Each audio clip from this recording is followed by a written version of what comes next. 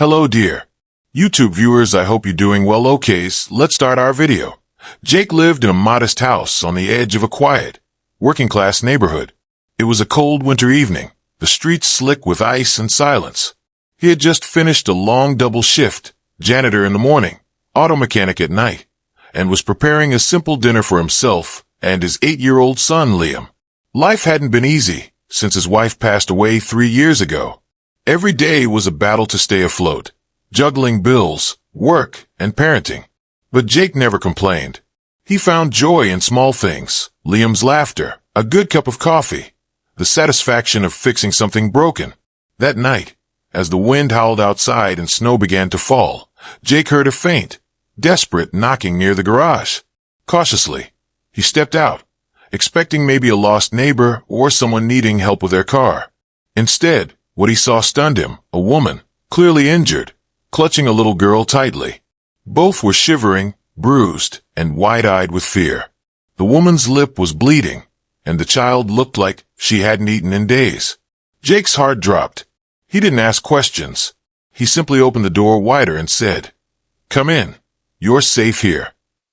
Jake helped the woman and her daughter into a small but warm home, doing his best to stay calm despite the urgency in the moment. He could see they were terrified: bruises on the mother's arms, dried blood near her temple, and the little girl clinging tightly to her side. Without pressing for answers, he guided them to the couch, offered them water, and wrapped them in spare blankets. His son Liam peeked out from his room, curiosity in his eyes, but Jake gently reassured him everything was fine. The woman introduced herself as Maya, and her daughter as Rina. Her voice was soft, trembling, and she looked over her shoulder every time she heard a sound outside. Jake noticed how Rina refused to let go of her mother's hand, even when Liam offered her one of his favorite toys. Eventually, Rina took it and smiled, a faint, uncertain smile, but it was something. Liam, with the innocence only a child could have, sat beside her and started telling her stories about his toy trucks. Slowly, the girl began to relax. Later that night, Jake's neighbor stopped by after noticing unfamiliar faces. He warned Jake to be careful, saying things like, "People like that bring trouble." But Jake stood firm.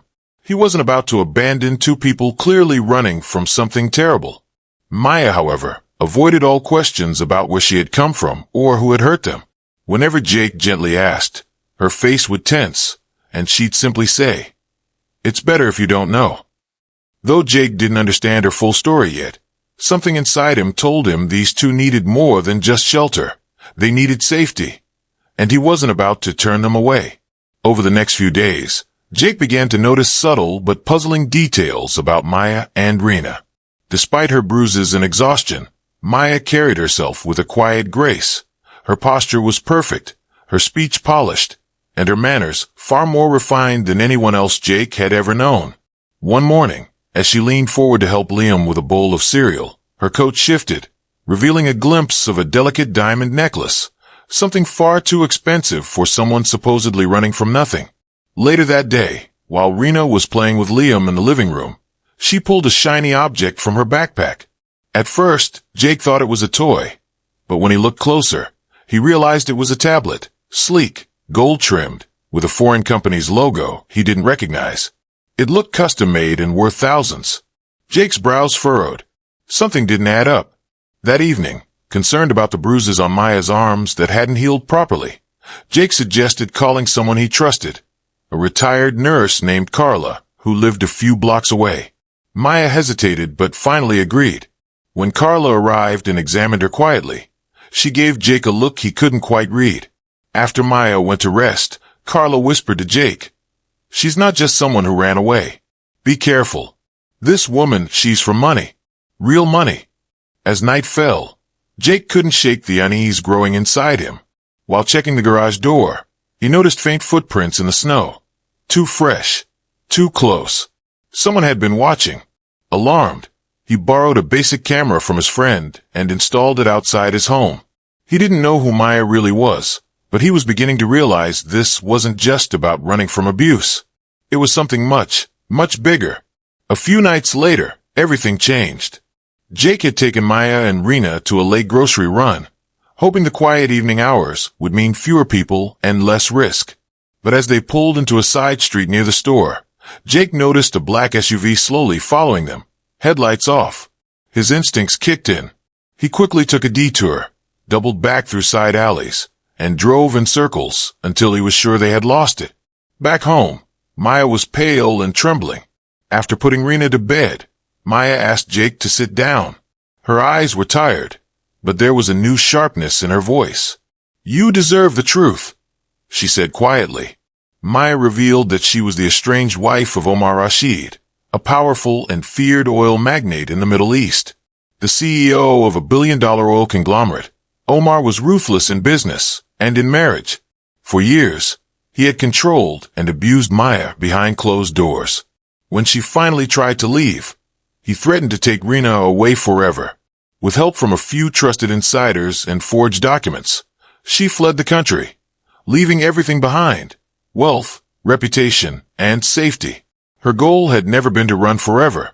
She was working with her brother, a diplomatic official abroad, to finalize legal protections and expose Omar's crimes through a secure international court.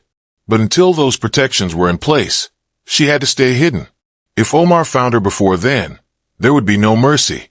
Jake sat in stunned silence.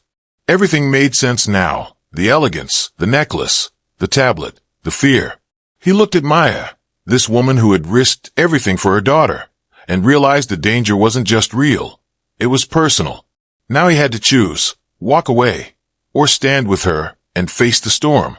Despite the looming danger, something gentle began to grow within the walls of Jake's modest home. In the quiet spaces between fear and uncertainty, a fragile but beautiful rhythm formed. Maya started cooking small meals again, simple dishes from her childhood that filled the house with warmth. Rina and Liam became inseparable, laughing over board games, drawing on the kitchen table, and building blanket forts in the living room. Jake, watching it all, felt something he hadn't felt in years: peace. Late at night, after the kids had gone to sleep, Maya and Jake would sit at the table with mugs of tea, talking softly. She told him about her life before the fear: university, travel, books she loved. He shared memories of his late wife, the struggles of single fatherhood, and the dreams he'd buried under bills and exhaustion. There were moments, quick glances, long silences, shared smiles, that said more than words ever could. One chilly afternoon, they risked a short trip to the park. The kids ran ahead, laughing through the dry winter leaves. When Rina tripped slightly, Jake rushed to help her up. She smiled and called him Uncle Jake, loud enough for a few bystanders to hear. Maya, holding back laughter, simply nodded in appreciation. But reality returned fast. Jake's boss at the mechanic shop called him in the next morning and fired him. Rumors had spread. Someone had recognized Maya from an old photo online. Jake had brought trouble to their doorstep. He left the shop without protest, already thinking about how to break the news to Liam. When Maya found out, she quietly handed Jake the keys to a sleek, brand new SUV parked across the street. "A gift," she said. He tried to refuse, but she insisted. That gesture, so casual, yet so revealing, made Jake realize just how wealthy Maya truly was. Jake's sense of safety shattered one morning when he noticed something strange under the rear bumper of the car Maya had given him. A small, blinking device, barely visible, was tucked near the exhaust. His stomach dropped. It was a tracker. Someone had found them. He raced back inside, heart pounding, and told Maya. She froze, then immediately started packing a go bag she had hidden in the back of the closet. That night, just after midnight, it happened. Two men in black suits tried to force open the back door. Jake confronted them head-on, grabbing a wrench and fighting them off, while Maya called someone from a burner phone. The men fled before police could arrive, but it was clear they weren't robbers. They were sent by Omar. Once the house was quiet again, Maya finally opened up about her backup plan. She revealed that her brother, a diplomat stationed in Europe, had placed a private security detail nearby ever since she left. They had been keeping their distance to avoid drawing attention, but now, with the breach, full protection would be activated.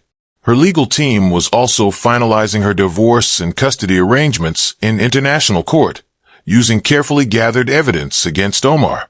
Just days later, the story exploded across global media. Missing oil heiress Maya Rashid found in the U.S. Her face was on every news channel, her name trending across social media. Public sympathy poured in, and international pressure mounted on Omar's empire. But as the spotlight grew, so did Jake's worry. He knew Maya and Rina would soon be whisked away to safety, to a new life filled with security, power, and status. What place would a small-town mechanic have in that world? Jake still wanted to protect them, but deep down, he feared he was about to lose them forever. A week later, the world watched as Maya sat before flashing cameras on international television. Poised and calm, she confirmed her identity as Maya Rashid, the wife of oil tycoon Omar Rashid, and detailed years of hidden abuse, threats, and corruption. She named names, exposed shell companies, and released documented evidence gathered in secret over the years. Her voice didn't tremble once. She wasn't hiding anymore. The fallout was immediate. International agencies moved fast. Omar Rashid was arrested during a board meeting in Dubai, charged with financial crimes, abuse, and witness intimidation. His empire began to crumble under scrutiny. Maya and Rina, finally safe, were placed in secure protective custody under diplomatic supervision. But even in safety, Maya had one more move to make. Jake was at home with Liam when a black car pulled up outside. A woman in a suit handed him a sealed letter with a plane ticket inside. It was from Maya. She wanted to see him, wanted him to come. When Jake arrived at the estate she was staying in, far more elegant than anything he'd ever stepped foot in, Maya greeted him with a smile that was no longer burdened by fear. Their reunion was quiet but deeply emotional. Rina ran to Jake and hugged him. Maya, holding back tears, led him into a private room. She offered him a position, head of her personal security team, or anything he wanted, consultant, driver, estate manager. "You don't owe me anything," she said, "but if you want to stay in our lives, I'll make sure you have a place." Jake looked at her, then at Rina, who had already curled up beside Liam on a couch. He shook his head gently. "I don't want anything. Just let me keep protecting you." Maya smiled softly, stepped forward, and kissed him. "Then protect us always." 1 year later, life looked nothing like it once had. Jake now lived in Dubai, far from the quiet, snow-covered neighborhood he once called home. He shared a sprawling villa with Maya and Rina, nestled near the sea, where golden light streamed through wide windows and laughter echoed in every room. Though the place was luxurious beyond anything Jake had imagined, it was the warmth inside that made it feel like home. Rather than retire into comfort, Jake chose to give back. With Maya's support, he established a mechanic scholarship fund in his name, designed to help underprivileged youth learn skilled trades. He visited the garages personally, rolled up his sleeves, and mentored students who reminded him of a younger version of himself. Liam and Rina now attended one of Dubai's top international schools. They were thriving, confident, joyful, and inseparable as ever. Their bond had become that of siblings. Jake and Maya were officially engaged. Their love wasn't built on grand gestures or headlines. It was a quiet, steady thing, born of survival, trust, and long nights spent choosing each other over and over. Maya had found her voice again, not just in the home, but on a global stage. She had become a respected advocate for women's rights in the Middle East, using her story to push for change, dignity, and justice. On a breezy afternoon, the four of them walked barefoot along a quiet beach, the sun sinking low on the horizon. Liam and Rina raced ahead, drawing patterns in the sand with sticks.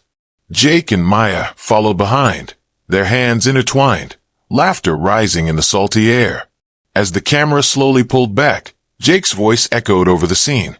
"I thought I was helping two strangers escape the cold. Turns out, they helped me escape the life I'd settled for. Sometimes, destiny wears a disguise." And with that, their new beginning continued, warmed by love, freedom, and a future none of them could have imagined. Thanks for watching. For more videos, please subscribe. Our channel, American Latest Stories.